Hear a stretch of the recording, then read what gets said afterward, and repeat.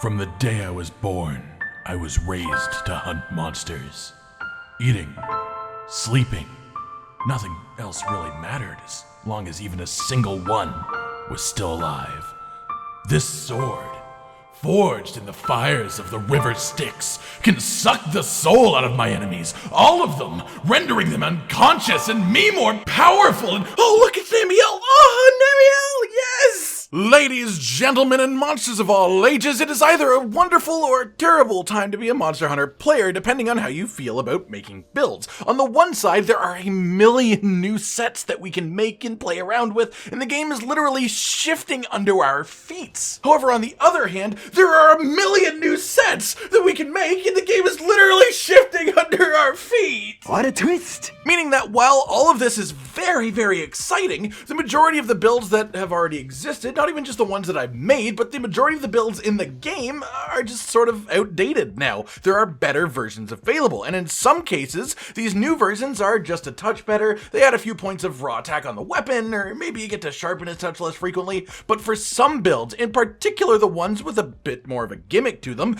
there is now so much more freedom, and these builds have evolved a crazy amount. For example, my good old slug punishment build, a longsword build based around the idea of stuns and draw attacks by taking advantage of the Barioth 2 set and the Diablos 3 set bonus. What if I told you that that build, or at least the new version of it, is an entirely viable damage set? Sure, the last one could kill things, but it was undeniably sluggish. This one, however, disintegrates monsters.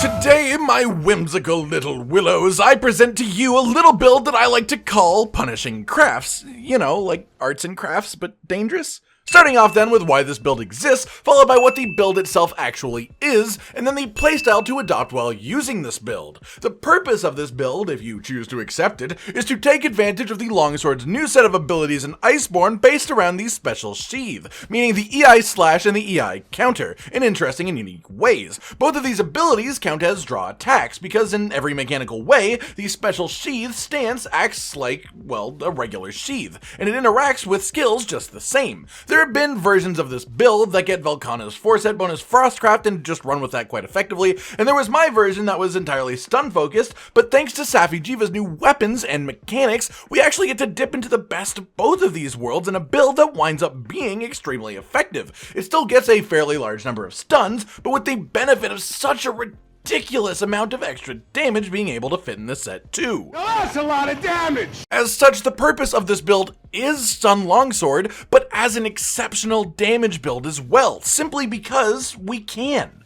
Starting off then with the weapon itself, this set does of course take advantage of a Safi'jiiva weapon, in this case the Blast Longsword. Explosions! As it is just the most generally efficient choice as an all-rounder longsword. The awakening abilities on the weapon then are Barioth Hidden Art, which makes our weapon count as one piece towards our Barioth set bonus, 1 sharpness 5 to give us a comfortable amount of white sharpness, and 2 attack 5s and an attack 6 for pure damage. I did also run a variation with 3 attack 5s and no sharpness 1, which is a fair bit of this background footage. However, it did have a tendency to drop to blue sharpness about halfway through a zone. Basically, if you think you are capable of sharpening mid-zone and are happy to do so for more damage, go ahead and ignore the sharpness awakening. However, for the average player, and for the sake of having a build be comfortable, I am recommending that you do in fact use the sharpness 5. As far as regular augments, you want to pick yourself up 1 attack and 1 health regen, as honestly the game just feels so much better to play with a health regen augment on. Correct! As far as the equipment itself goes, you probably have a pretty good guess at the individual pieces. 4-piece Velkhana for the Frostcraft set bonus, which gives us a 30% damage bonus when at a full bar, which we can keep active relatively frequently through smart use of the longsword special sheath.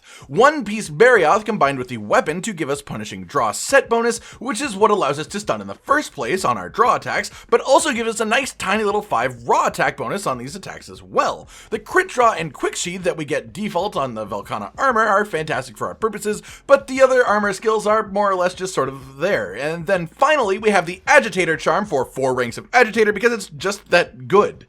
Filling in the decorations then, Oh yeah, It's all coming together. You can start to see just how much genuine damage is packed into this build, and as a whole, the set comes with 5 Agitator for extra attack against enraged monsters, 3 attack boost for just general attack, 3 recovery up, 2 as a byproduct of the armor, and the extra one just because this build has the space to finish it off with a 4 slot jewels bonus skill, 3 critical boost to increase the damage of our crits, 3 critical draw for 100% affinity on our draw attacks, 2 health boost because Master Rank endgame monsters hit like a truck, 2 Slugger to boost our stun capacity, 2 Quick Sheath to speed up not only our regular sheaths, but also our special sheath stance, 2 Divine Blessing, which is always useful, and then 1 rank of Constitution and 1 rank of Flinch Free, just as a byproduct of the armor pieces. On top of this, we of course have the Velkhana 4-set bonus of Frostcraft, with the unfortunately wasted 2-set of Critical Element, as we don't actually have an element. And we also have the Barioth 2-set bonus of Punishing Draw. Unfortunately, my decoration collection isn't perfect, and in an ideal situation,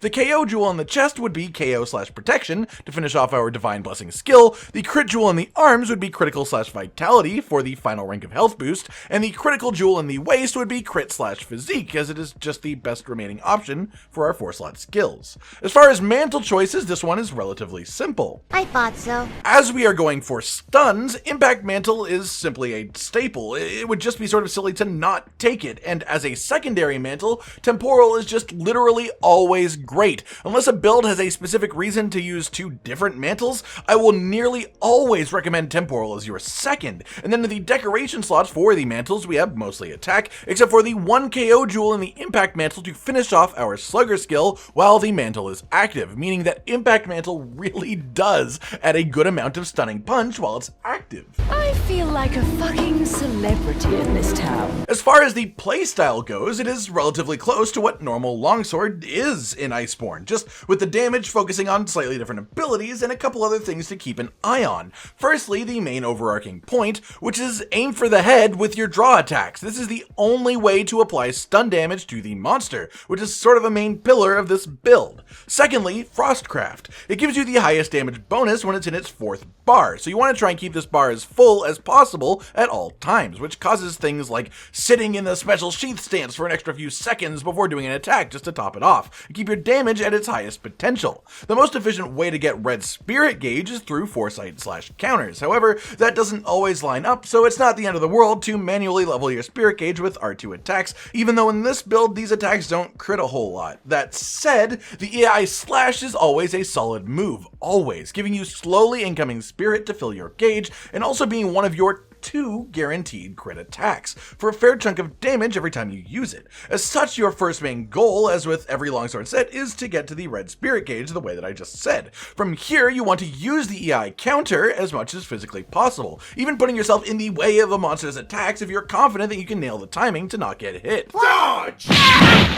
If and when the monster goes down, don't be afraid to use your EI counter without triggering the actual counter part of the attack, as it is simply your highest damage move in this build. So use it early in the down period, and then use the rest of your damage period to get your red gauge back real smooth, and put you back in position to counter immediately when the monster stands up. You can also use this counter when you don't have red gauge, or just any gauge at all, just in general, but for significantly less damage, meaning if you find yourself in a situation where you're about to be hit and you're in the special sheath stance, never be afraid to use your counter. It will protect you. If the monster doesn't look like they're about to hit you, however, assuming you are in red gauge, you basically just want to spam the EI slash, as even though this attack is normally a bit weak for pure damage purposes, it's very good in this build. It has a 100% crit chance, and it does stun damage. One final thing to keep in mind is that you can combo an EI slash or counter into the foresight slash parry, so technically you can just chain counters back to back, and as long as your timing is on point, you can avoid being hit permanently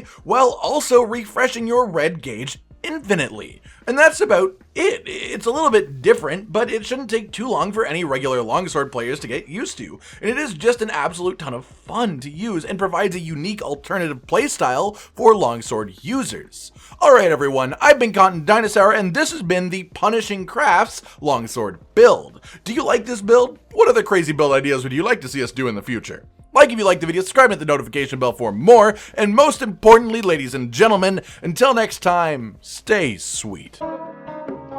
This is the brand new outro to tell you all the things that you do that we love. So let's start with something simple and say, oh, we love your eyes. When they're watching us play video games, when we make a bunch of jokes that are kinda lame, or when they gaze upon our failures as we try to kill the monsters or important news about the kingdom Animalia. Rage, Continent, Hollow, we're all here talking about the things you want to hear. So if you want to be the first to hear, like and subscribe and the bell and we'll cheer. Some of you are patrons, even though we are all the noobs and you're the pros. There's nothing we can do to thank you. No, really, there's nothing we could possibly do. Goodbye.